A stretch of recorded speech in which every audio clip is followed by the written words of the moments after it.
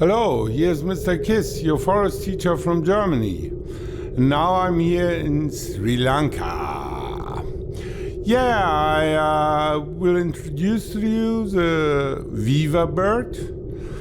Here you can see the nests of the weaver bird, and it's very unique in the world because he built his nests out of straw, and he's working for one day, and he's working very fastly, and the nests are waterproof and they have different rooms in it, so they can raise the family inside.